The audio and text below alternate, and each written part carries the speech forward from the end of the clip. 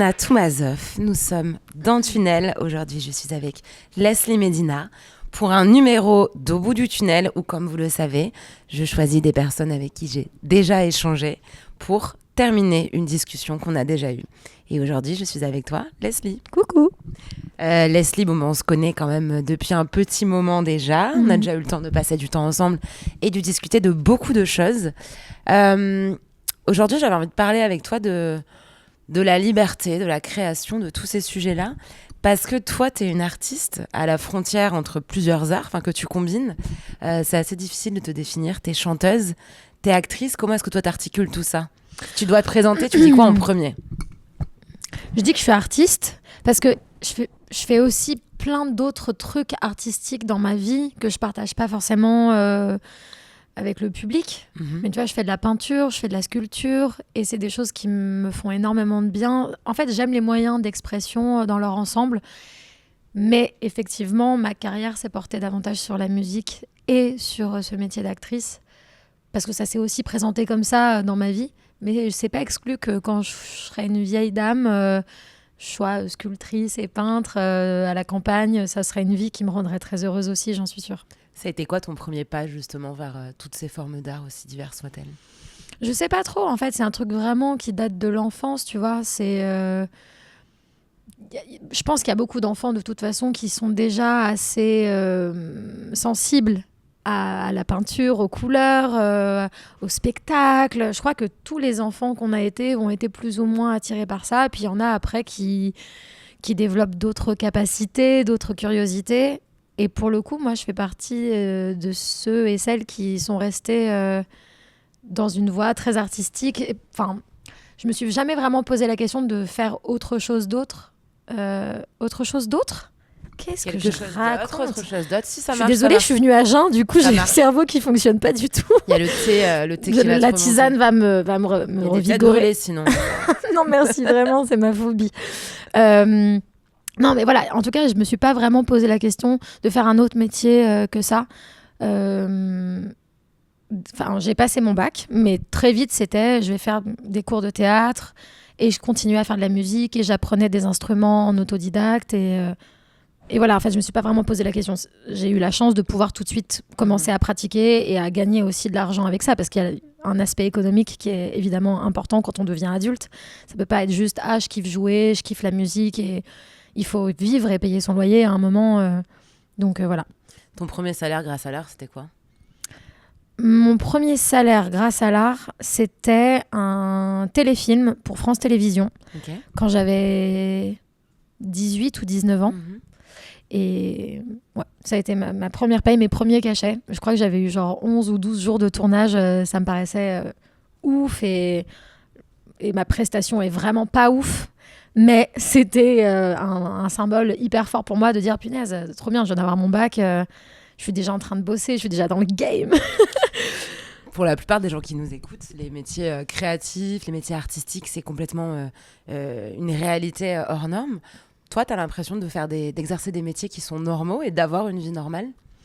Non, je vois que c'est pas une vie normale dans le sens où c'est des périodes qui sont hyper intenses, où d'un seul coup, il faut tout donner, il faut être à fond, on a des horaires de ouf, il faut se lever à 4h30 parfois pendant toute une semaine, et on rentre le soir, il est 19-20h, on est crevé, et le lendemain, il faut recommencer.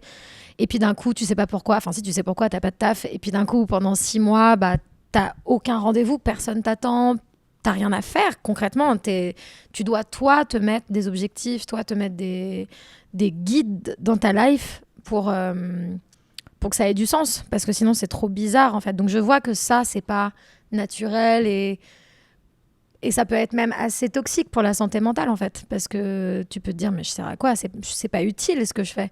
Tout prend sens quand t'es en train de faire un film ou que t'es en train de faire un album, mais il y a des périodes de carence qui peuvent venir fragiliser en tout cas ces choix de vie là. De dire, moi, je vais être artiste. Ouais, mais être artiste, ça dépend pas que de toi tout le temps.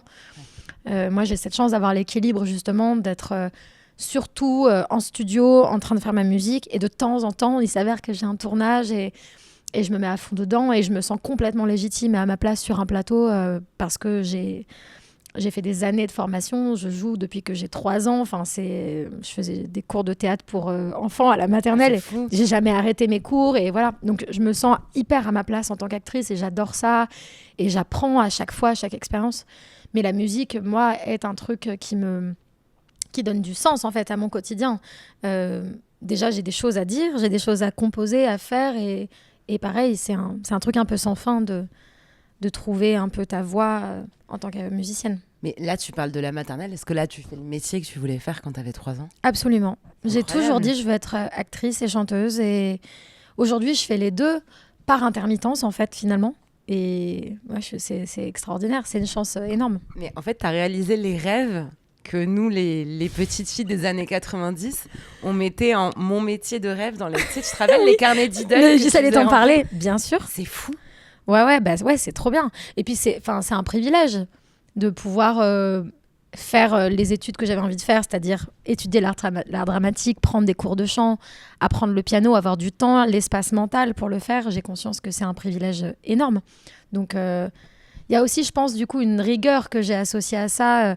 Moi, naturellement, je suis très bonne élève, je suis très bosseuse, j'aime travailler, je suis très rigoureuse, quoi. Et du coup, j'ai associé un peu cette passion à un truc de, ça peut pas être trop facile non plus. Il faut aller chercher cette compétition avec moi-même. Il faut que j'aille être la plus précise possible dans ce que je pratique. Cool. Est-ce que, justement, dans ces espaces de vide qu'on peut avoir entre deux projets, le fait d'injecter de la discipline, tu vois, t'en parlais, tu dis que t'étais bosseuse, etc., c'est pour toi un rempart à l'angoisse ? Oui, d'une certaine manière, c'est un rempart à l'angoisse dans le sens où j'ai l'impression de maîtriser quelque chose dans des industries où en réalité tu maîtrises assez peu de choses. En tout cas, en tant qu'actrice, je n'ai pas du tout le sentiment de maîtriser quoi que ce soit. Je suis vraiment à la disposition des projets et est-ce qu'on va penser à moi ? Est-ce que j'ai été dans le bon projet qui fait qu'on pense à moi après ? Enfin, tout ça, c'est assez flou pour moi. Donc, j'essaye un peu d'être détachée vis-à-vis de ça. En revanche, dans la musique et le fait, en plus, d'être très autodidacte, très maîtresse de mes projets, ça me donne cette sensation un peu de contrôle qui apaise un peu mes angoisses, ouais. Parce que j'y pense souvent, tu vois, en fait, il y a ce truc où on est dans des métiers où on est très libre, notamment sur notre emploi du temps. Je me dis ça à chaque fois, tu vois, par exemple, l'an passé, j'ai dû beaucoup voir ma famille. J'ai passé des très longues semaines loin de la ville où je bosse, qui est Paris. Et je télétravaillais, je pouvais le faire, alors qu'une personne qui est en contrat normal, elle ne peut pas dire à son boss, écoute, je pars 2 semaines. Je vous laisse. J'ai besoin de temps pour moi. Je moi. serai disponible au téléphone et j'ai besoin de temps pour moi. Faut que je me recharge. Non, mais c'est ça, faut que je me recharge énergétiquement. Et dans le même temps, je sais pas, franchement, je dois avoir 80-90% de mes potes qui sont dans les fameux 9-17, qui ont des emplois du temps tout à fait normaux, etc. Et parfois, je me dis, en fait, eux, ils ont une équipe de travail fixe, ils ont des gens qui voient tous les jours, ils font pas face à la solitude, ils n'ont pas le choix que de se lever, donc en fait, ils se lèvent et ils s'enlisent pas dans l'espèce de déprime dans laquelle t'es une journée où t'as un peu oublié de te lever. Ouais. Et parfois, effectivement, l'excès de liberté qu'on a dans l'organisation de nos journées, je la trouve un peu vertigineuse. Complètement. Et t'as très vite fait... Il suffit d'une mauvaise nouvelle, t'es pas retenu sur un projet ou quoi, pour te dire putain, mais en fait, je suis une merde. Depuis le début, je suis une merde. C'est assez difficile, je trouve, comme sentiment. Ouais, et si je suis honnête avec toi, j'arrive pas tellement. Ça dépend vraiment des périodes. J'ai des périodes où je suis boostée à l'espoir, je dirais. L'espoir d'un projet qui vient, d'une sortie prochaine, où je sais que ça a du sens pour moi et j'espère que ça va toucher les gens. Et je me dis, ok, il y a vraiment une notion de partage qui me booste. Et puis il y a d'autres périodes qui sont plus calmes, où d'un seul coup je vais me dire mais ça sert à quoi tout ça ? Je suis qui ? Je fais quoi de ma vie ? Le temps passe, ça m'angoisse énormément, tu vois. Et alors j'arrive de plus en plus avec les années, je commence un peu mieux à me connaître, à connaître ce qui est vraiment bon pour moi et pas ce que je crois être bon pour moi ou ce qui est bon pour mes copines. Et donc j'arrive à me laisser un peu tranquille parfois, à me dire aujourd'hui tu vas juste lire. Et genre, tu vas vraiment juste te nourrir d'un truc, tu vas regarder un film que tu n'avais pas eu le temps de voir, tu vas aller voir une expo, tu vas juste sortir, marcher, tu vas aller marcher 1 heure de temps pour rien, tu vas juste écouter un podcast, tes podcasts à toi, Anna, bien sûr. Mais ouais, non, tu vois, avoir ce cette capacité de me prendre moi-même en charge et de me dire allez, je t'emmène faire ça, allez, on va faire ça. J'ai besoin de parler en on presque, comme si j'étais une amie dans ma life qui m'emmenait faire quelque chose toute seule face à moi-même. J'avoue que j'ai parfois du mal à me dire mais je vais faire un truc. Et même les réseaux sociaux, on va encore en parler. Je pense que c'est un truc qui est tellement central dans nos existences aujourd'hui, tu vois. Le fait d'avoir ces tunnels parfois de réseaux, on passe d'une app à l'autre et tout. Il va se passer plusieurs heures dans ta journée. Dans nos vies, on a le temps de faire ça parfois. Et ça, c'est dur parce qu'il va falloir retrouver cette énergie de faire, de bouger son corps, d'aller au sport, de connecter vraiment avec des gens. Parfois, c'est pas facile. De toute façon, c'est prouvé que ce sont des applications qui ont été vraiment conçues par des scientifiques pour obtenir une stimulation rapide bien sûr. de dopamine et nous rendre accro et tout. Enfin, c'est un truc complètement zinzin. Mais effectivement, le fait de s'emmener se balader, s'emmener en expo, s'emmener faire des choses, moi, la façon dont j'ai hacké mon cerveau, tu sais que j'écris beaucoup de conseils depuis des années sur Insta. Là, il y a le livre qui sort le 22 janvier, Tous les soirs du monde connaissent un matin, où en fait, j'ai dû repartir en moi, faire un peu un bilan de vie, de me dire qu'est-ce que je pense de tout, en fait, de tout simplement, faire un espèce d'état des lieux. Et j'ai capté que pour hacker mon cerveau à faire des choses improductives et donc à vraiment le reposer, plutôt que de me dire ok, ben là en fait je suis chez moi ce soir, donc là je dois absolument regarder des films, de la to-do list de films que je dois avoir vus pour pouvoir dire que je les ai vus, ou je dois lire ce livre qui est sur tel sujet qui me botte pas forcément. Mais c'est pour les autres que tu fais ça en fait. Exactement. Et donc la façon dont j'ai hacké mon cerveau, c'est qu'en fait je me suis dit ok, tu fais des métiers dans lesquels il faut que tu sois créative. La créativité, elle vient, en tout cas chez moi, par le vide. Le vide, on l'a comment ? On l'a quand on laisse son cerveau s'ennuyer. Donc, aller se balader sans être au téléphone, en écoutant un podcast, en écoutant de la musique, en laissant son cerveau dériver, etc. Ou même, alors, il y a des gens qui font un truc, c'est un peu ghetto maintenant, ils se mettent face à un mur blanc pendant 1 heure. Ouais, c'est les dopamines détox, quoi. C'est très radical. Mais franchement, j'y crois à 100%. C'est vrai que ça devient assez pénible pour nous. On est tellement plus habitués à ce vide-là que se mettre face à un mur blanc, faut que j'essaye. Ouais. Après, regarde Nicolas Sarkozy qui était en prison, il a quand même sorti un livre, bravo à lui. Mais tu vois, il y a ce truc aussi dont tu parlais là, du temps qui passe. On y réfléchit beaucoup, on est beaucoup sur nos images. À nouveau, tu parlais des réseaux sociaux. Toi, actuellement, t'es en promotion d'un film, donc tu vois ta tête beaucoup. En plus, t'es habitué, évidemment, quand tu vois un produit fini, que ce soit un clip pour la musique, que ce soit des images de concert, que ce soit un film, t'es habitué à ton image. Mais c'est vrai que on vit déjà dans une société où, pour les femmes, il y a un peu des injonctions permanentes concernant la jeunesse, concernant la beauté. Donc, quand tu passes le cap des 30 ans, t'es en mode « Oh mon Dieu !» Alors que... Qu'est-ce que je vaux ? 30 ans, mais c'est tellement cool.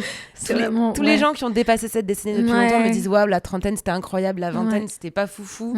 Et la trentaine, c'est dingue. » Enfin, on a beaucoup de chance d'être dans cette tranche d'âge. Et pourtant, des fois, on se dit « Oh mon Dieu, mais comment je fais ?» et tout. Et alors, c'est ça, dans les métiers d'image, t'es vraiment dans un truc, c'est paralysant parfois. Ouais. C'est un sujet que j'ai pas mal abordé avec ma psy ces derniers temps. Dans le sens où, dans ma fin de vingtaine, genre à partir, je dirais, de 27 ans, je me suis vraiment posé la question de est-ce que j'ai encore de la valeur ? Est-ce que les métiers que j'ai choisis me réservent encore de la place ?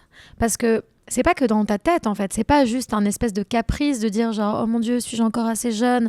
C'est vraiment aussi la société. Factuellement, on a des chiffres où plus tu t'éloignes de la vingtaine, moins tu as d'opportunités, moins tu as de... Je parle même pas passer 40 ans, mais déjà, quand tu rentres dans ta trentaine, il y a une espèce d'injonction de si t'as pas pété, si t'as pas percé dans ta vingtaine, genre ça veut dire que t'es un loser. Et alors qu'en fait, moi, j'ai vraiment cette sensation de, dans ma vingtaine, il y a eu des choses extraordinaires, il y a eu des choses vraiment horribles aussi parce que je connaissais pas du tout mes besoins, je connaissais pas du tout mes limites et je me suis pas hyper bien entourée toujours. Et la vingtaine, pour moi, c'était un espèce de laboratoire pour vraiment expérimenter ce que je voulais vraiment, quel désir m'appartenait vraiment, quel désir appartenait aux autres, quel désir appartenait à mes peurs, qu'est-ce qui se classait en fait dans la peur, qu'est-ce qui se plaçait dans la joie. Et tout ça, ça prend du temps en fait. Et en fonction des bases que tu as, en fonction de l'éducation de ton passé, bah, tu vas pas forcément arriver avec les mêmes forces. Et trop cool pour les gens qui percent dans leur vingtaine. Ça veut dire peut-être qu'ils avaient des outils, des clés qui leur ont permis de vivre cette expérience-là. Mais moi, personnellement, entrer dans la trentaine, parce que là, je suis en début de ma trentaine, je trouve que c'est extraordinaire parce que je me sens beaucoup plus stable, beaucoup plus forte aussi pour aborder tout ce qui arrive, tu vois. Et au final, je pense que les meilleures opportunités qui m'arrivent professionnellement, elles arrivent là, en début de trentaine. Et j'ai tellement hâte de la suite et je me sens profondément jeune, même si j'ai plus 20 ans, c'est clair. Mais en fait, justement, je le vois même presque comme une puissance de « guys ». J'ai plus 20 ans, tu vois, genre, plutôt que ça soit ce truc de « oh, là, c'est la loose, j'ai plus 20 ans », genre, non, trop cool, j'ai déjà eu 20 ans et c'était trop bien à 1000 égards, mais c'était aussi des périodes où je me sentais, genre, trop mal, parce que j'étais trop mal entourée, et parce que je croyais que je savais, mais en fait, je savais pas ce qui était bon pour moi. Et voilà, bref, je pense qu'il faut vraiment, collectivement, qu'on apprenne à valoriser le fait de vieillir, parce que ça va nous arriver si on a de la chance, en fait. Si tu vieillis pas, ça veut juste dire que t'es décédé. Et si tu vieillis, ça veut dire que t'es en train de vivre plein de choses trop cool. On commence à voir pas mal de gens le dire, quelle grâce que de vieillir dans un monde où justement ça peut s'arrêter tôt et les aléas de la vie font que. Complètement. Mais moi, j'ai eu 30 ans en 2025 et c'est fou parce que j'y ai pensé, j'ai fait un peu ce bilan quand Silly Boy Blue, elle a demandé à plusieurs artistes qu'elle connaît de dire à quoi ils allaient dire au revoir pour 2026. Ouais. Et je lui disais, en fait, moi, il y a eu ce truc où allez, je m'étais dit, ce serait hyper cliché que l'année de mes 30 ans soit une année de cap. Et en fait, ça a profondément été une année de cap où j'ai découvert énormément de choses. J'ai affronté plein d'épreuves que je ne pensais pas affronter, alors que c'était inéluctable. Ouais. Je veux dire, les problèmes dans la famille, malheureusement, avec le vieillissement des gens, les problèmes d'amitié aussi. On se dit toujours que ça va pas arriver, mais si, en fait, c'est statistique, c'est logique à un moment, surtout quand tu évolues, etc. Ouais. Les problèmes de taf, j'avais eu plutôt de la chance jusqu'ici et d'un coup, bam, mais pareil, c'est normal que ça arrive à un moment. Ouais, bien sûr. Et ça a été aussi comme il fallait affronter ça. La première année où j'ai réussi à m'autoriser la liberté de dire non quand je ne sentais pas quelque chose. Alors qu'avant, je me disais, c'est pas grave, si je fais le dos rond, si je suis gentille, si je suis accommodante, si je suis volontaire, si je fais le taf à la place des gens, ça va bien se passer. Et en fait, non, quand on ne le sent pas, ça se passe pas. Ouais, mais tu sais, j'ai l'impression que c'est un truc aussi un peu générationnel. J'ai l'impression que les millennials, t'es une milléniale aussi ? Ouais. J'ai l'impression que c'est un peu dans notre génération, on avait cette blindness. Ouais, cet optimisme. Vis-à-vis des exigences des gens un peu fucked up. Et en fait, si on avait des autorités injustes autour de nous, on allait les accepter très volontiers et dire OK à des gens complètement abusifs, dans le taf surtout, mais aussi dans nos lives en fait en général. Et je crois que vraiment la Gen Z, c'est ça, on dit Gen Z. Gen Z. Je suis une énorme boomeuse. Si, c'est en anglais. Speak English today. Donc oui, il me semble que la Gen Z, ils ont vraiment ce truc beaucoup plus d'aller mettre leurs limites très tôt. Je pense que faut pas que ça soit excessif non plus, dans le sens où, enfin, ma peur, ça serait que ils passent à côté d'une forme d'humilité, de l'apprentissage, de bien sûr que dans ta vingtaine, tu vas pas tout de suite être payé des milliers et des cents, parce que tu as besoin d'apprendre ton métier, d'être légitime à demander certaines augmentations, à avoir certaines exigences aussi. Il y a des étapes qui sont pas liées aux générations, qui sont juste liées à l'expérience et au fait de grandir et d'apprendre son domaine d'expertise. Mais je suis très reconnaissante quand même envers cette génération qui est en train de faire bouger les lignes, qui est en train de dire genre ça marche pas, ça venez, on bouge et venez, on change les règles. Oui, apparemment, ils sont la phobie de pas mal d'employeurs, mais d'employeurs qui abusaient. Mais je comprends. Leurs vidéos, leurs TikTok mais c'est sur bien, le monde ça du travail, change, c'est il faut fou. que ça change. Moi, je suis reconnaissante. Justement, tu parles du fait d'apprendre, etc.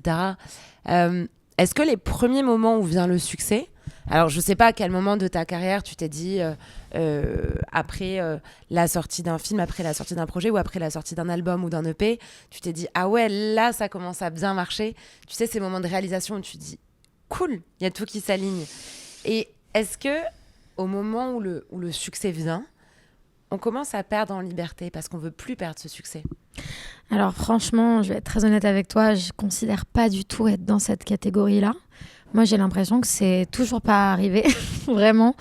Et c'est pas de l'humilité, hein, c'est vraiment un truc pour moi, c'est très rationnel. C'est-à-dire que j'ai des moments de lumière, j'ai des moments où la lumière est un peu plus mise sur moi, mais j'ai pas le sentiment, tu vois, moi, ma vie, elle est tranquille, je peux sortir dans la rue, je peux faire mes courses, on m'interrompt pas toutes les 2 minutes, je suis très anonyme, tu vois, et c'est cool aussi d'avoir certaines récompenses, je dirais, Carrément. certains moments de lumière, certains moments de reconnaissance. C'est trop cool, c'est hyper agréable, je le vis très très bien parce que ça m'empêche pas du tout de vivre aujourd'hui et c'est tant mieux parce que je suis à un endroit de... Je suis en train de travailler, je suis en train d'accomplir des choses, je suis en train de passer certains caps, mais c'est très chill et c'est cool et je sens que c'est quelque chose qui prend son temps. Et je sais pas du tout de quoi demain est fait. Peut-être que demain, je vais avoir des grands accomplissements et je suis tellement prête à les recevoir parce que j'ai travaillé et je me sens légitime de les recevoir. Mais ouais, je suis vraiment dans l'instant présent. Je reçois chaque chose. Mais j'ai oublié ta question, Anna. Je suis désolée. C'était, est-ce que quand vient le succès, on doit un peu renoncer à une forme de liberté pour essayer de le garder? Écoute, aujourd'hui, j'ai pas du tout le sentiment, en tout cas, que je dois renoncer à quoi que ce soit pour continuer ce chemin-là. Je fais les choses avec le cœur et avec beaucoup de travail et de discipline, encore une fois. Et je pense que c'est le travail qui t'amène à une légitimité de dire bah, ça, je suis OK de le faire, ça, je suis pas OK. Je vais travailler avec telle personne, ça m'intéressera pas. Je vais renoncer à tel projet, mais parce que ça n'a pas de sens pour moi et j'attends que ça arrive. C'est aussi des choses que tu mets en place pour avoir une espèce de confiance saine dans ce que tu fais. Et la confiance saine, pour moi, est synonyme de liberté. Ouais, mais c'est ça. Donc, du coup, tu vas pas accepter tous les projets à tout prix. Pas du tout. Il faut que ça te plaise et ta liberté rime avec ton bonheur. Enfin, tu vois, ça va pas être l'un ou l'autre. Ça va pas être le succès ou la liberté, etc. Ouais. Puis pour moi, c'est une manière aussi que chaque expérience que j'ai et chaque étape que je passe viennent renforcer un espace agréable pour moi. Et c'est tout l'inverse. Pour moi, plus j'avance dans mes métiers, plus j'avance en tant que chanteuse, plus j'avance en tant qu'actrice, plus je mesure à quel point c'est précieux et ce que j'ai sacrifié aussi quelque part en temps, en énergie, en moments avec mes amis, avec ma famille, pour y arriver, quoi. Oui, puis en plus, tu construis ça petit pas par petit pas et c'est pas des choses qui te tombent dessus. Complètement. Et donc, du coup, dont tu peux craindre que ça te soit aussi dérobé au même titre. Tu parlais à l'instant de talent et de discipline. Il y a cette vidéo de Brel qui est assez connue où il est dans les années 70, dans un bar en Flandre où il fume clope sur clope en buvant des bières. Et je l'aime beaucoup et il y a le ton qui... Alors, il y a pas mal de trucs qui sont datés hein, parce que plusieurs décennies se sont écoulées. Donc, sur la question des femmes, je pense que lui et moi, nous n'aurions pas été d'accord. Mais il y a des sujets sur lesquels je trouve qu'il est assez lumineux, notamment sur la question de la poursuite des rêves, etc. Et il a ces phrases assez connues sur le talent et le travail. Il dit que pour lui, le talent, ça n'existe pas. Que le talent, c'est de la... Que le talent, c'est de la sueur et c'est des efforts, etc. Qu'est-ce que tu en penses, toi, de tout ça? Bon, déjà, qui suis-je pour contredire Brel? Mais... Oui, je pense qu'effectivement, il y a plein de gens, tu vois, qui n'ont jamais suivi aucun cours de rien du tout et qui débarquent avec quand même quelque chose de très fort, tu vois. On a des exemples d'acteurs, d'actrices, par exemple, qui n'ont jamais fait un seul cours de théâtre et puis qui arrivent sur un plateau et puis qui ont un sens très naturel, très inné de l'humain et de comment on raconte une histoire et de comment on adresse un texte. Maintenant, je pense que oui, tu peux pas faire une carrière, en tout cas, sans travail et sans discipline. Et là, je le rejoins à 100%. Je pense qu'il faut jamais se sentir arrivé. Il faut jamais se sentir au sommet, quoi. C'est important de toujours remettre en question ce qu'on fait, qui on est et comment on a envie de faire nos métiers. Parce que sinon, il y en aura toujours un ou une beaucoup plus intelligent et beaucoup plus humble que toi qui viendra... innover, qui viendra raconter quelque chose de plus profond. Et je pense que le moment où tu arrêtes de travailler, c'est le moment où tu arrêtes d'être un artiste aussi. C'est les gens talentueux dans la musique ou dans le ciné qui t'impressionnent le plus? Excuse-moi, je comprends pas ta question. Encore une fois, je suis à jeun, faut y aller doucement. Non, c'est les gens qui ont un talent brut en matière de jeu ou les gens qui ont un talent brut en matière de composition, d'interprétation qui t'impressionnent le plus? Là, quand tu penses à des gens talentueux dont la prestation t'a vraiment mis une claque. Moi, je suis très impressionnée par les performeurs, en musique surtout. Tu vois, je pense à Rosalia, c'est quelqu'un qui m'a mis... Tu parles de claque, Rosalia, pour moi, c'est une claque. C'est une femme qui crée, qui maîtrise tout ce qu'elle fait à un niveau stratosphérique. Elle va toujours là où on ne l'attend pas. Et elle danse, elle performe, elle chante, mais tout à 100%. Tu vois, il n'y a pas un truc à moitié. Tu sens qu'elle, même dans l'écriture, elle va s'enfermer pendant des mois pour aller trouver des lyrics parfaites, puissantes, avec une direction hyper précise qu'elle a déjà en tête. Enfin, moi, je trouve que oui, je vais être davantage impressionnée par des gens qui vont aller pousser leur art dans la musique. Mais non, il n'y a pas vraiment de choix à faire. Je sais même pas ce que je suis en train de te répondre. Je t'ai fait le tu préfères de l'enfer. Ouais, c'est un tu préfères de l'enfer un peu. Non, je suis impressionnée par les gens qui maîtrisent leur art.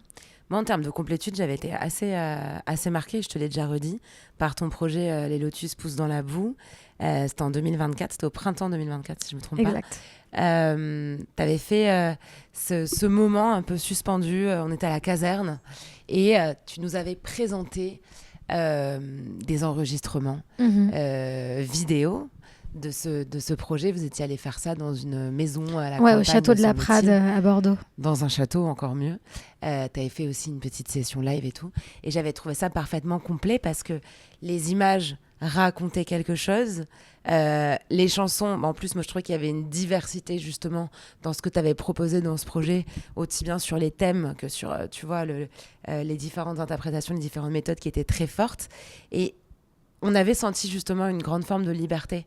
Il n'y avait pas un truc, tu vois, imposé en mode, là, je fais un EP, il y a 7 titres, je vais faire un single ou juste, il y en a un que je clip, machin.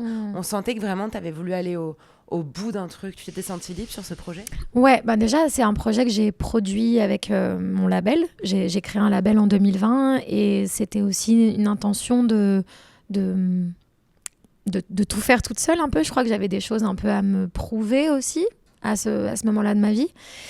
Et ce projet-là dont tu parles, et merci pour tout ce que tu as dit dessus, c'était un projet que j'ai produit de A à Z, dans le sens où j'ai réuni toutes les équipes, les musiciens, les techniciens et techniciennes.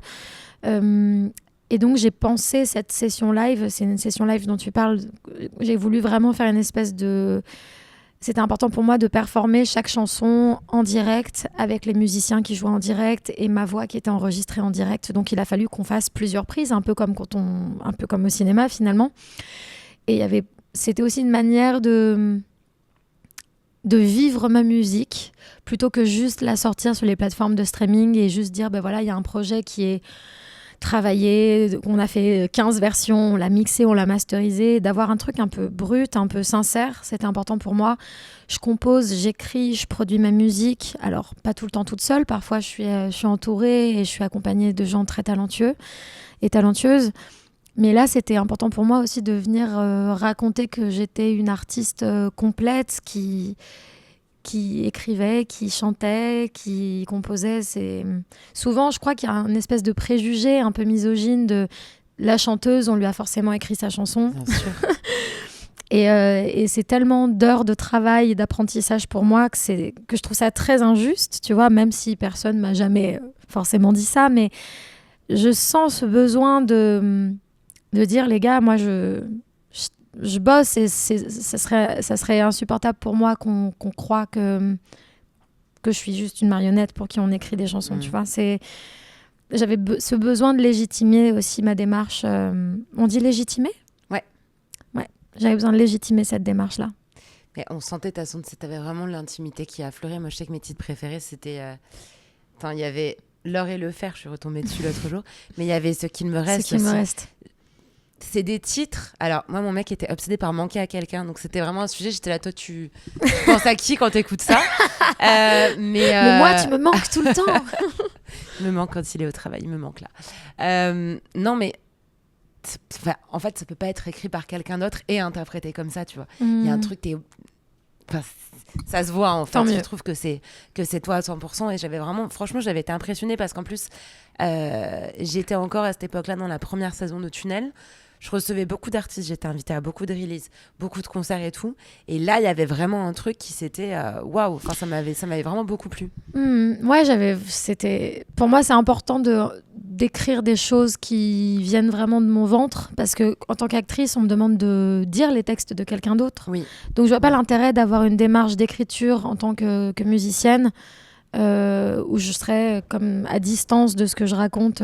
Pour moi, c'est autant chanter juste pour moi dans ma salle de bain, sinon, tu vois. Enfin, si je décide de prendre la parole, de sortir un projet, de le produire, c'est beaucoup de travail, tout ça. C'est pas pour aller chanter les chansons de quelqu'un d'autre. Après, je suis pas fermée à la collaboration, tu vois. Écrire et composer avec d'autres gens, je trouve ça hyper enrichissant pour la musique, de pouvoir rebondir avec d'autres artistes, c'est hyper important. Mais avoir une démarche intègre, en fait, c'était ce qui était le plus important pour moi. Et même quand tu as pu fitter, je pense à Les Belles Filles pleurent tout le temps. Avec Freds, ouais. Ouais, et ça, par exemple, là, dans un processus créatif de duo, tu te sens tout aussi libre aussi. Oui, et puis en plus, dans ce cas-là, il y avait vraiment cette chanson que lui avait fait avec son compositeur. Et ils avaient tout un espace qui était vide, quoi, pour un couplet d'eux. Et donc, j'ai pu top-liner, faire la mélodie de voix, j'ai pu écrire, j'ai fait ça vraiment... je sentais que j'avais un espace pour dire quelque chose. Et puis surtout, pour compléter son point de vue, tu vois. Sinon, j'aurais pas juste fait un feat pour faire un feat. Lui, il abordait le fait que les belles filles pleuraient tout le temps. Et ça venait un peu m'énerver. J'étais genre, attends, de qui il parle, quoi, comment, c'est quoi une belle fille, pourquoi elle pleure. Ça vient soulever plein de questions qui sont presque politiques, tu vois. Et je trouvais ça cool de pouvoir dire... peut-être qu'il y a des raisons dans la société qui font que les filles, elles pleurent beaucoup. C'est très fort de venir apporter un contre-éclairage grâce à un feat, justement. Ouais, pour moi, c'est pas juste on fait une chanson tous les deux. Il fallait que ça ait du sens et que je puisse apporter un biais aussi. Et est-ce que du coup, parce qu'on parlait de la direction, on le disait, toi, il y a ce film là sur lequel tu es en promo actuellement, Les Enfants de la Résistance, de Christophe Baratier. Est-ce que dans le... Alors, on va parler justement des libertés que tu peux prendre en tant qu'actrice. Est-ce que c'est libérateur Attends, je vais bien formuler ma question parce qu'on le sait, tu es à jeun. Je te jure, premier degré, j'ai la tête qui tourne parce que j'ai vraiment pas mangé ce matin. Et je sais pas pourquoi je suis venue ici sans me nourrir. Très honnêtement, quand c'est des heures de tournage comme ça, sur le entre midi et deux, je me fais toujours avoir aussi. Donc je comprends à 100%. C'est absurde. Heureusement, il y avait un petit déjeuner chez Back Market, donc j'en ai profité. Mais voilà. Non, est-ce que, voilà, en tant qu'actrice, moi, c'est vraiment un milieu même que je connais moins que la chanson, parce que j'ai interviewé beaucoup plus d'artistes musicaux. Mais est-ce que, via un rôle qu'on nous donne, mais on va forcément injecter de nous, parce qu'on reste nous, c'est notre voix, c'est notre physique. Enfin, on prête toute une enveloppe corporelle et une intériorité aussi à un rôle. Est-ce qu'on montre des choses de soi, de soi-même, à travers le rôle, ou est-ce qu'on en découvre en incarnant ce rôle ? Les deux. Moi, je considère que quand je joue un rôle, c'est un pont entre le rôle qui est écrit et moi. Mon rôle, c'est de créer ce pont entre le rôle et moi, ou entre moi et le rôle, peu importe dans quel sens on le voit. Donc, je pars en général de en quoi ce qui est écrit serait vrai pour moi. Pourquoi cette phrase-là, ça aurait du sens pour moi, et qu'est-ce qui justifierait que moi, je dise ça dans cette situation. Donc, c'est un travail qui est vraiment en amont. Je travaille beaucoup le scénario en amont, je le relis plusieurs fois. J'apprends le texte sans intention pour vraiment juste comprendre quels mots ont été écrits. Quand c'est bien écrit, c'est mieux, parce que quand c'est moins bien écrit, il faut comprendre ce que le scénariste a voulu raconter. Mais y a ce truc de qu'est-ce qui justifierait qu'un humain ressente ça, et c'est pas n'importe quel humain, c'est moi, parce que c'est moi qui vais devoir le défendre. Et ensuite, au fil du tournage, il y a un truc qui nous échappe un peu, déjà parce qu'il y a la vision d'un ou d'une metteuse en scène qui vient du coup nourrir les croyances que toi t'as mis sur ce personnage. Et en vivant, et puis en plus, il y a ce truc de répétition, on joue beaucoup la scène. Et le fait de jouer plein de fois, on rentre presque dans un état de transe, en fait, où le mental nous quitte un peu au service d'un truc beaucoup plus viscéral. Et je crois que c'est dans ces moments-là, et d'ailleurs tu le vois pas tout de suite, mais c'est dans ces moments-là que tu vas imprimer des choses, tu vas imprimer des prises de conscience, tu vas imprimer des sensations Et je sais que moi, par exemple, il y a des rôles qui m'ont donné une espèce de puissance parce qu'il fallait que je sois badass. Et ben, d'un seul coup, je me suis rendu compte que je pouvais avoir un peu plus confiance en moi, je pouvais un peu plus dire non, parce que elle le pouvait, ce personnage le pouvait. Alors, en fait, oui, j'avoue, moi aussi, je peux faire ça. C'est vrai que la fatigue, ça place en état de conscience modifié, c'est très fort ce que ça peut faire. Ouais, la répétition, en fait, mais que ça soit dans n'importe quelle discipline, hein, que ça soit dans le sport, dans la peinture, dans le chant. Il y a un truc presque d'incantation, en fait, il y a un truc transcendantal, quoi. Tu parlais des émotions du personnage qui vient s'imprimer sur toi au final. Là, je vais prendre l'exemple le plus extrême, évidemment, mais quand j'étais à la fac, donc il y a un petit moment déjà, puisqu'on parlait tout à l'heure. Il y a donc 20 ans. Exactement. Non, il y avait une projection parce que, alors, je crois que c'était lié au débat sur est-ce que le crime passionnel existe. Plot twist, non, c'est un homicide. Mais il y avait eu une diffusion du film La Vérité de Clouzot avec Brigitte Bardot et Sami Frey. Et il me semble que à l'issue de ce tournage, qui a été extrêmement éprouvant vu le rôle que devait incarner Brigitte Bardot, qui est celui d'une femme qui vrille complètement à cause d'un homme. Je crois qu'elle a fait carrément une tentative de suicide. Okay. Et donc, tout ça pour dire que c'est un peu l'extrême du rôle dans lequel une actrice va tellement puiser en elle qu'elle finit par se rapprocher de son personnage. Est-ce que ça t'est déjà arrivé toi de te retrouver au paroxysme d'une émotion, qu'elle soit joyeuse ou pas d'ailleurs, via un personnage. Par exemple, même t'arrives sur un plateau, t'es un peu triste à ce moment-là, ou t'es un peu vénère, et en fait tu dois jouer un personnage qui est en joie, et du coup ça vient s'emparer de toi aussi. Ou est-ce que t'as déjà développé des traits de caractère, des tics, des manières de t'exprimer qui étaient similaires à celles d'un personnage? Non, pas vraiment. Je pense que j'ai pas encore eu l'occasion d'avoir des rôles aussi qui m'ont permis une connexion aussi profonde et aussi éloignée de ce que je ressentais. Jusque maintenant, ça a été... Là, tu vois, je te dis ça, mais en même temps, sur Les Enfants de la Résistance, justement, là, qui sort le 11 février, il y a des scènes où il y avait une intensité, il devait y avoir une intensité émotionnelle dans la scène. Et moi, à ce moment-là de ma vie, je vivais des trucs vraiment très, très deep et très, très... Enfin, ce qu'il y a de pire, en fait, dans une existence. Oui. J'étais confrontée à la mort et de plusieurs personnes très chères à moi. Non, très chères à moi. Encore une fois, le français... Je suis désolée, le français prend tarif aujourd'hui. Ça marche. T'es une artiste, t'as le droit de... Non, je vais recommencer cette phrase. Quand je devais travailler ces scènes-là, j'étais moi-même en train de vivre des expériences extrêmement dark dans ma vie, en rapport à la mort et puis de gens très proches. Et donc du coup, c'était un peu bâtard parce que je savais pas si je devais me servir de ce que je ressentais naturellement. Bien sûr. Entre les scènes, qui étaient l'angoisse, la tristesse... Ou est-ce qu'au contraire, il fallait juste que je me mette à distance et que j'aille chercher d'autres chemins pour accéder à ces émotions-là. Et puis en fait, y a un moment où tu choisis pas vraiment, où juste tu viens, comment dire, c'est un peu comme une passoire, quoi. C'est parce que toi, naturellement, tu as cette vulnérabilité-là, tu es naturellement à fleur de peau, que tu vas pouvoir accéder à des états. Et en fait, ça m'a appris que j'étais capable de pas replonger non plus. Tu vois, j'étais capable de ressortir de la scène pour autant derrière. C'est-à-dire que après, on allait bouffer à la cantine et c'était super cool et on riait et j'étais capable de moments de grande joie. Mais il y a un truc qui est poreux automatiquement, quoi. Donc, je sais pas si j'ai répondu à ta question, Anna, finalement. Mais non, mais ça a se poser une autre question, c'est qu'en fait, quand tu es en train de vivre des choses qui sont difficiles, on le ressent tous, ça. Quand tu vis des épreuves, notamment liées à la mort, à la fin de vie, etc., quand tu fais autre chose, tu as l'impression de trahir. Et ça, c'est quelque chose qui est très compliqué.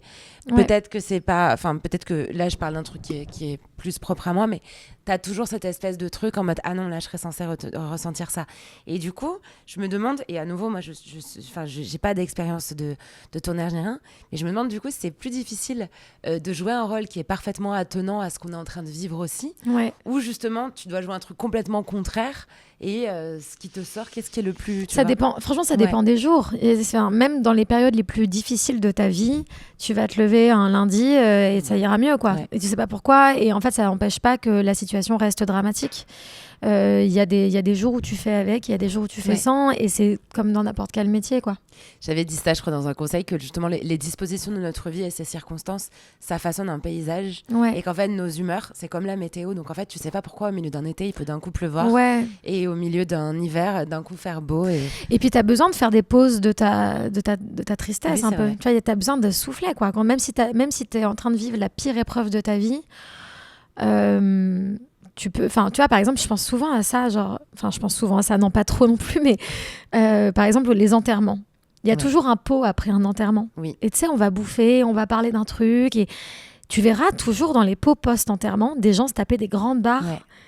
Et en fait, ça veut pas dire que quand ils vont rentrer, ils vont pas s'effondrer, en fait. C'est juste que tu as besoin de faire une respiration dans ce que tu es en train de ressentir, et sinon tu peux pas survivre à la deepness de ce que tu vis, quoi. Mais il y a une artiste avec qui j'ai beaucoup échangé, parce que j'écrit ses biographies, qui s'appelle Mayra. Et Mayra, elle a sorti un projet qui s'appelle Après la pluie. Franchement, elle est incroyable. Enfin, elle est touche à tout. Elle est... elle est bluffante. Big boss. Et elle a sorti un projet qui s'appelle Après la pluie sur le deuil de sa maman. Et justement, ce qu'elle m'avait dit et que j'avais trouvé très beau et qui, moi, m'a nourri derrière beaucoup cette année, c'était qu'elle disait qu'après le décès de sa mère, à l'enterrement, sa grand-mère a voulu quelque chose un peu de festif. Parce que même dans la mort, il y avait une prolongation de la vie, etc. Et que...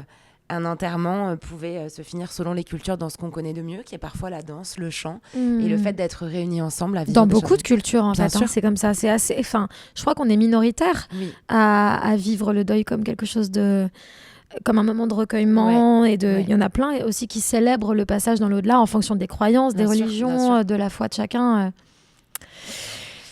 Moi, j'aimerais bien qu'on danse à mon enterrement, mais on peut pas empêcher les gens d'être tristes, tu vois. Et puis, je crois que c'est vraiment tellement ancré dans notre culture que peut-être que ça évoluera avec les années, je sais pas.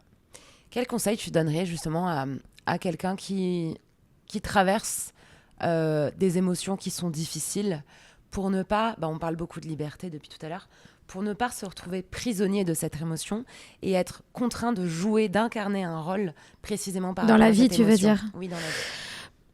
Je sais pas, je crois que chacun est vraiment différent. Moi, en ce qui me concerne, ce qui fonctionne, c'est de me laisser traverser, de vraiment accepter que je ressens les choses, de pas essayer d'aller bien. Je sais que c'est ce qui fait que je peux vivre entièrement ce que je dois vivre, toucher le fond de la piscine et taper au fond avec mon pied et remonter à la surface. Tu peux pas contrôler, c'est impossible. Quand ça va pas, quand tu vis des trucs durs, si t'as besoin d'être mal, va à fond là-dedans, en fait. Plonge. De toute façon, tu vas te le prendre en pleine poire si t'essaies de l'esquiver. Tu le reprendras en pleine poire dans 10 ans, dans 15 ans. Donc vas-y, plonge, laisse-toi traverser par ce que tu ressens. Assieds-toi avec tes émotions plutôt que d'essayer de fuir sur les réseaux ou avec la fête ou avec des excès. Assieds-toi avec toi, en fait. Mais ça peut être pénible, mais je sais que c'est ce qui fonctionne pour moi. T'évoquais le fait d'aller chez le psy. Il y a encore des gens qui sont réfractaires à ça et qui parfois même trouvent que ça ne sert à rien. Toi, c'est quelque chose que tu trouves important, justement, de pouvoir aller discuter avec quelqu'un de... Ouais, pendant longtemps, j'ai pensé que j'étais... Je pense que ceux qui veulent pas aller voir un psy, c'est que dans le fond, ils se croient un peu plus malins que les autres. Tu vois, tu te dis en fait, qu'est-ce qu'il va me dire de genre, nouveau que je sais mes déjà amis tout, pas dit. j'ai déjà tout compris. De toute façon, ma merde, c'est ma merde et personne peut rien y faire. Il y a un truc un peu de moi, je gère, moi, je sais mieux. Tu vois, peut-être qu'il y a cette pensée peut-être un peu sous-jacente. En tout cas, dans les gens de mon entourage qui refusent d'aller voir un psy, je vois cette pensée sous-jacente et je pense que je l'avais aussi. Ce que je peux leur dire, c'est que il y a rien de plus puissant que de parler à quelqu'un qui est neutre, qui ne représente aucun symbole dans ta vie. Au-delà des compétences de ton thérapeute ou de ta thérapeute, parce que ça, tu peux en douter, tu peux dire oui, mais tout ça, c'est bullshit et tout, ok, pourquoi pas. Mais le fait de parler, de t'adresser, de verbaliser à voix haute, d'assumer à voix haute tes pensées les plus sombres, les plus honteuses, les plus sales, ce que tu crois être le plus honteux, bien sûr. Verbaliser ça à voix haute, dans une pièce neutre, envers quelqu'un de neutre, ça, juste ça, c'est énorme. Ça a un impact énorme sur ton mindset, sur comment tu vois ta vie, comment tu l'as fait, comment tu l'as créé. Et allez-y, testez. Et puis au pire, c'est nul. Et voilà, vous aurez perdu 80 balles. À Paris, c'est 80 balles souvent.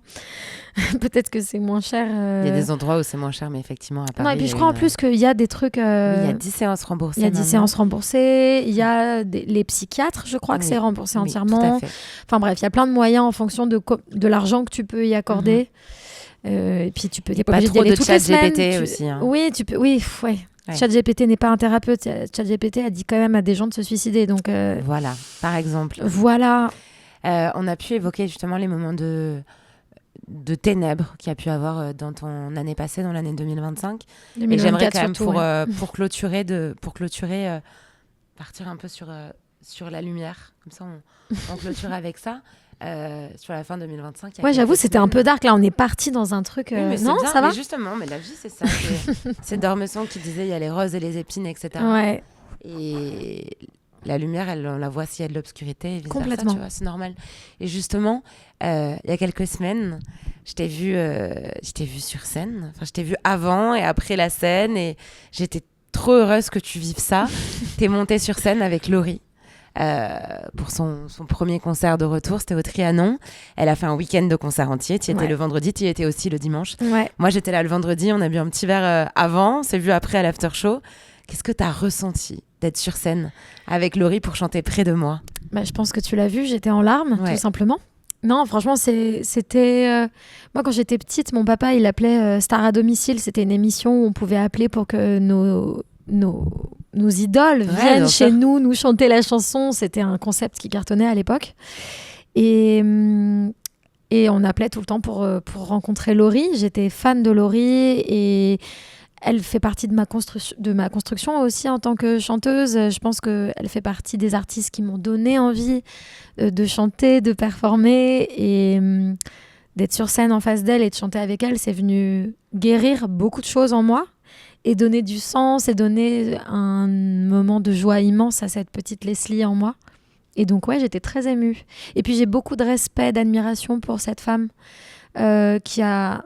franchement, à l'époque, c'était l'équivalent d'Angèle aujourd'hui. Enfin, bien vraiment, et surtout qu'il n'y avait pas les réseaux sociaux. Et donc, même plus, j'ai l'impression, parce qu'il y avait encore peu un autre d'idoles. level. Puis, on n'avait pas accès comme on a accès aujourd'hui sur les réseaux. Tout à fait.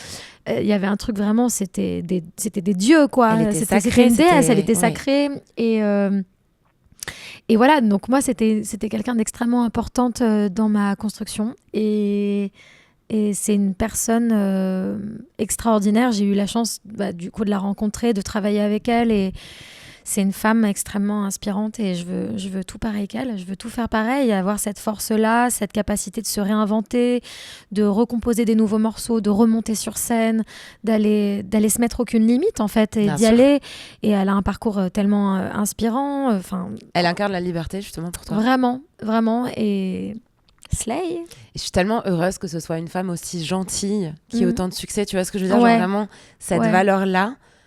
Surtout dans nos milieux, parfois, il faut être un peu snob, machin. Enfin, tu sais, il y a une espèce il y en a en tout cas qui se prennent un peu au sérieux, Et je la trouve d'une gentillesse rare. D'une grande humanité, C'est exceptionnel.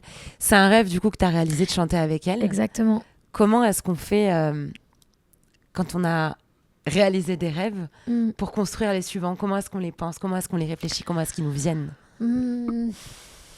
Mais il y en a plein, on a plein de rêves. Il y a plein de rêves, surtout quand on fait des métiers artistiques comme ça. C'est un peu sans limite.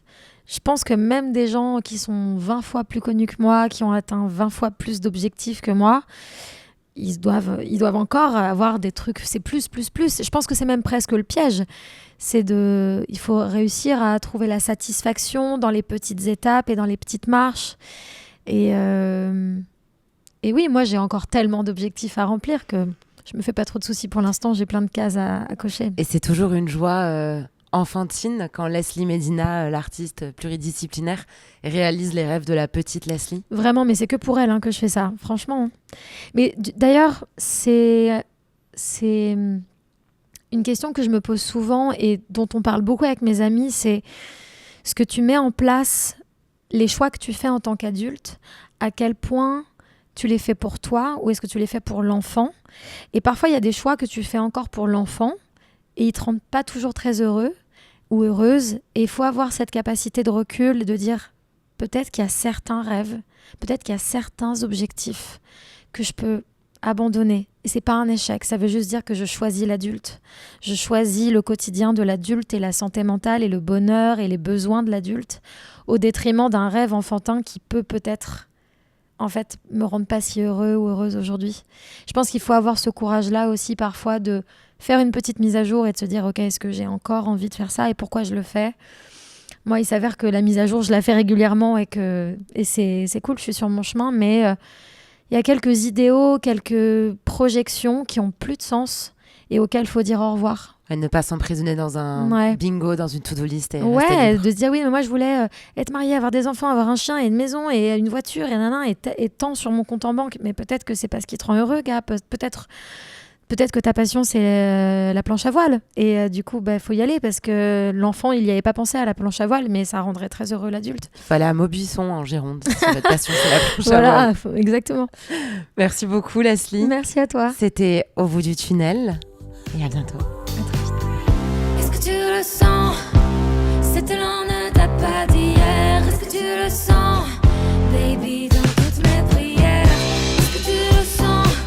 J'ai croisé l'or et le fer. Je vais le faire, je vais le faire. Ouh, ouh, ouh, ouh, ouh, ouh. Je vais le faire, je vais le faire, je vais le faire. Je vais le faire, je vais le faire, je vais le faire. Toi, t'en feras quoi de tout ce temps?